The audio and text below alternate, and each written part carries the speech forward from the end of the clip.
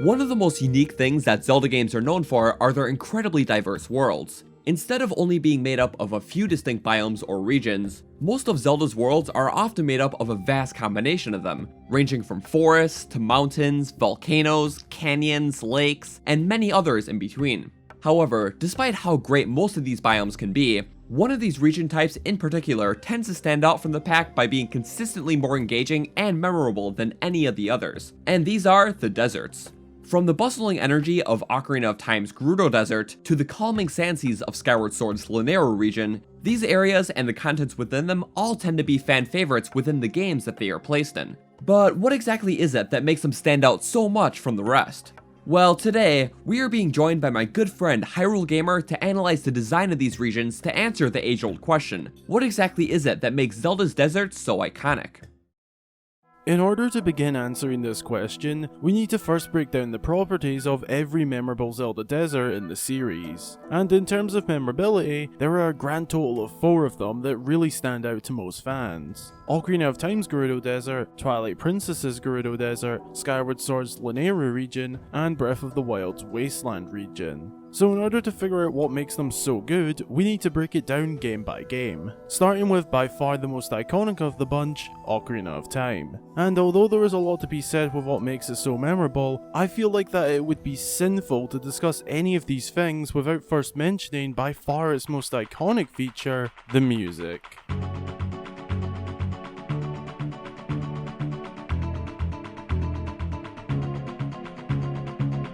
It's no surprise that whenever people spark a discussion about this game's desert, this tends to be the first thing that comes to mind. The Gerudo Valley theme is not only one of the most iconic pieces of music in this game, or wrecking the whole series, but one of the most iconic pieces of music in gaming history. It's catchy, energetic, is able to perfectly encapsulate the feeling of being in a secluded canyon territory run by a gang of desert thieves. Which, speaking of that, the fortress section of this desert is really fun to play through, as it utilises a unique blend of stealthy exploration and intimidating battles that offer a very fitting experience. Good stealth segments in Zelda games are very far and few, so the fact that this desert has a really well executed one really helps it stand out.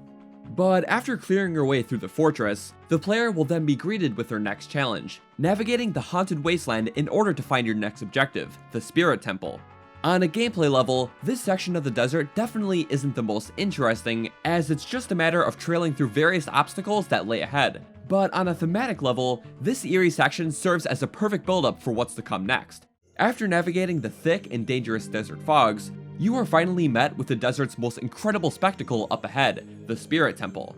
And I really mean it when I say incredible, because there is no denying on how breathtaking this temple looks like, both inside and out. The influence of ancient Egyptian architecture is heavily apparent within this structure, as the Spirit Temple's fictitiously mystical interpretation of this ancient culture was executed perfectly. But beyond how great this desert is for its standalone qualities, one of the biggest reasons why I think it is such a highlight in Ocarina of Time is because of how different it is from the rest of the game. For one, it's the only region in the game that is uniquely used for just this chapter, as the other 4 adult chapters take place mainly in or near places that you have already visited as Child Link. So being able to explore something so vastly new after treading through a lot of familiar ground is always exciting. Also, the Desert Spirit Temple is the only dungeon in the game that utilizes the Ocarina of Time's key time change mechanic within it, as half of the dungeon is explored as Child Link and half as adult, which really helps stand this dungeon out from the others. And finally, what makes this region really cool is that it is home to the people who literally work under the game's main antagonist, Ganondorf.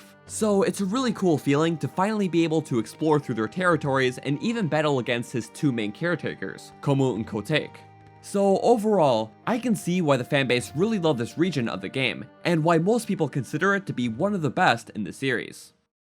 However, the next iteration of Gerudo Desert and Twilight Princess isn't too far off the iconicness of the last, but is still great for its own distinct ways. I would say that one of the most memorable things about this region right off the bat is just how detrimental it is to the game's story compared to any other area on the map. Atop the Arbiter's grounds lies the Mirror Chamber, which is talked about and revisited many times throughout the game as the bridge between Hyrule and the Twilight Realm. This on top of the fact that Ganondorf's iconic failed execution cutscene happened in the same place really helps the desert region stand out a lot on the story side of things. But in terms of its gameplay, the Gerudo Desert House is what is considered to be the most interesting dungeon within Twilight Princess, the Arbiter's Grounds. Like the Spirit Temple before it, this dungeon also features an ancient Egyptian vibe, but this time with a much more eerie and disheartening tone.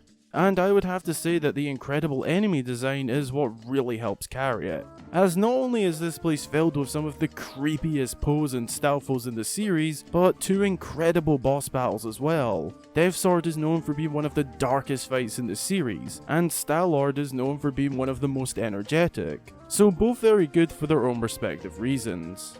But one of the things that makes this desert fall slightly short from the others is that the Arbiter's Ground section is what really carries it. Because in terms of the desert outside of it, it's nothing too much more than a vast sand blanket with some minor enemies and secrets scattered within it. But I do have to give massive credit to the very last enemy outpost that the player must tackle before entering the dungeon, as it serves as a very good build-up to reaching the Arbiter's Grounds. Not only because of the fact that you have to lay your way through dozens of bokoblins, but the fact that after facing off against their leader and defeating him in an intense battle, you literally have to escape the burning chamber by hopping onto a boar and smashing through it, which was a really badass way to end this section of the desert.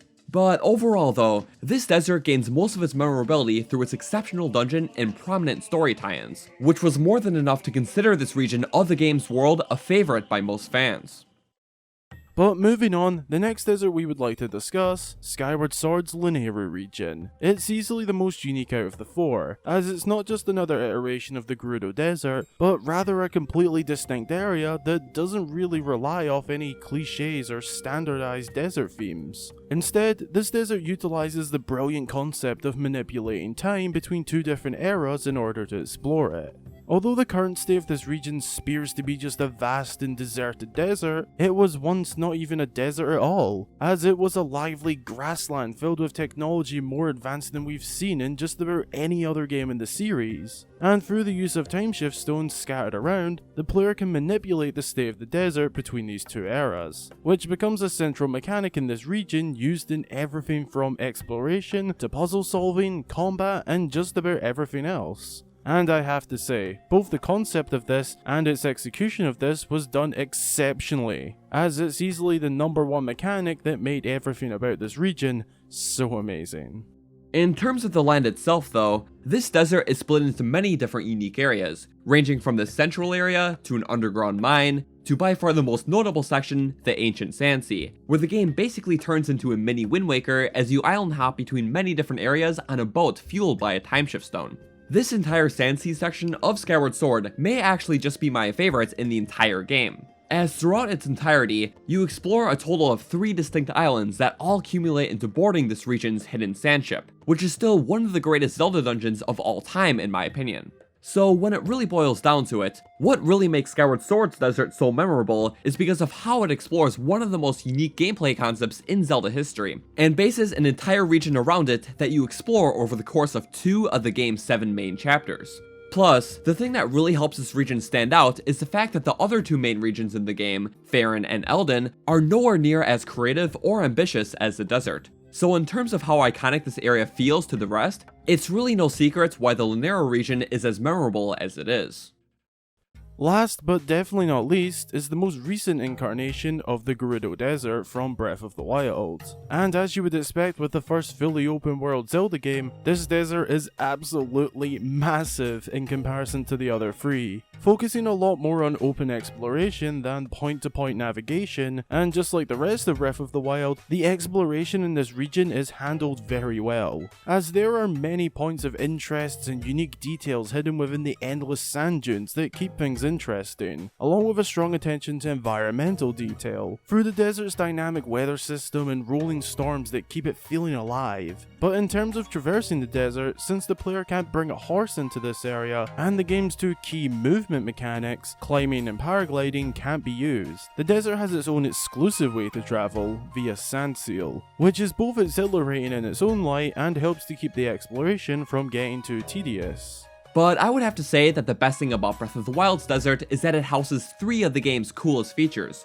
Gerudo Town, the Yiga Clan hideout, and last but definitely not least, Divine Beast Font Naboris. and each of these things are incredible in their own ways. Gerudo Town is perhaps one of the most intricate towns in the game, not only for its amazing aesthetics, but for featuring a vast population of interesting characters that abide by a strong cultural background that the city revolves around.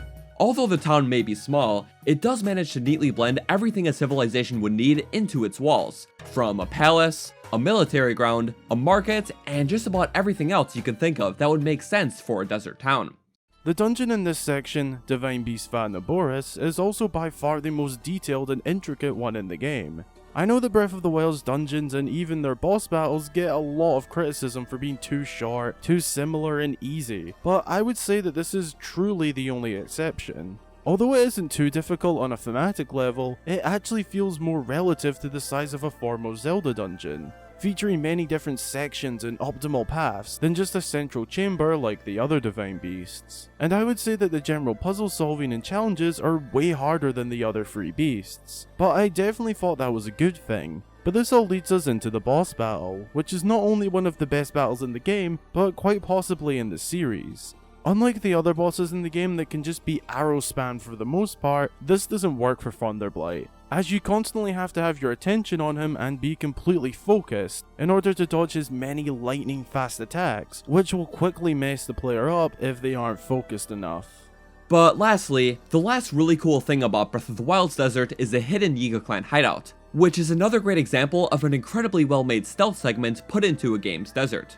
Although it is significantly shorter than Ocarina of Time's Thief's hideout, its setting is a lot more intimidating, featuring guards at just about every corner that will basically cause a game over if the player gets caught. But putting the stealth mechanics aside, I just thought that it was really cool to finally explore the main base of operations of the biggest enemy faction in the game, and even confront their leader, even though he just turned out to be nothing more than an idiot.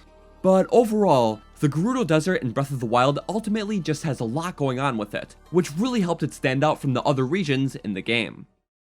So now that we are finally able to go over what made all these deserts so great, how exactly do we go about answering the question of what makes Zelda's deserts so iconic?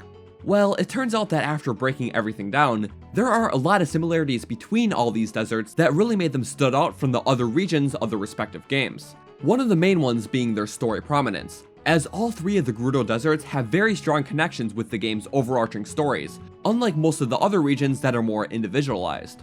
Another big reason is that they all happen to contain some of the strongest dungeons in their respective games, as the 5 desert dungeons across these 4 games happen to be some of the most memorable in the series. And finally, the last big reason is how interestingly thematic all these deserts truly are, featuring distinct and detailed themes that are not only different from anything else within the games, but were all executed exceptionally.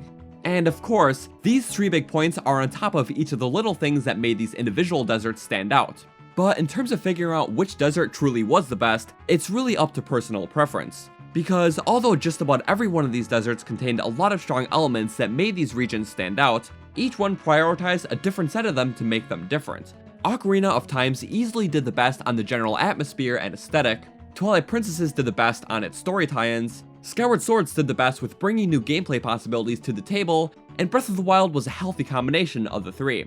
But at the end of the day, there truly is a lot of great things to be said about the desert regions in the Zelda games, and it's no wonder why they are amongst the most iconic regions in the series.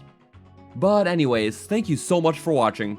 This video is actually part of a big 2-part collaboration between Hyrule Gamer and I, so feel free to check out his end of the collab where we talk about one of the series' least iconic features, the water temples, so feel free to give it a watch and subscribe there if you haven't done so already. But anyways, thank you so much for watching. A huge shout out to my amazing patrons and YouTube members for supporting the channel. If you would like to have your name featured here as well for as little as $1 a month, all the info will be down in the description below. Anyways, thank you so much for watching, and I'll see you guys in the next one.